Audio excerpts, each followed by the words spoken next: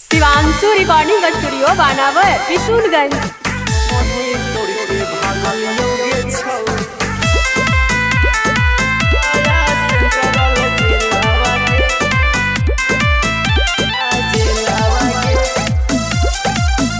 Mix by Manish Arya. अगे गेलू धराई मर्डर कोइलू सरे आम गे आई गेलू छोड़ी हमर वांटेड में नाम गे आई एम वांटेड में। अगे गेलू धराई मर्डर कोइलू सरे आम गे आई गेलू छोड़ी हमर वांटेड में नाम गे। अगे कोइलियो केतनो पाई तइयो होलो नहीं बेलावा गे कोइलियो केतनो आई तइयो होलो नहीं बेलावा गे। तो हम ही तोड़ के भगलियो गे छोड़ी जहानाबाद के जेलावा गे हम ही तोड़ के भगलियो गे छोड़ी गया सेंट्रल जेलावा गे हम ही तोड़ के भगलियो गे छोड़ी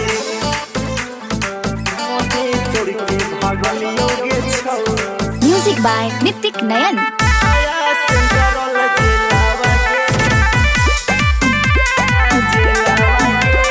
केतनो फेकलियो हम कोटो में नोटी गे तैयो न मिललो कानून के सपोर्टी गे का करियो गे।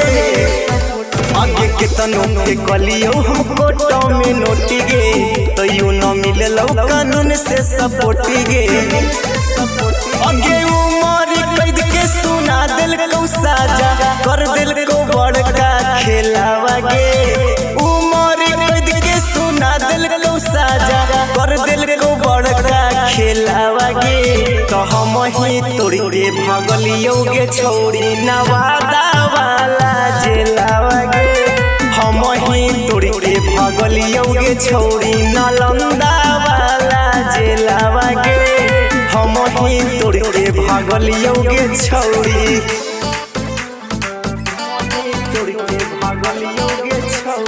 Music by Nitik Nayan.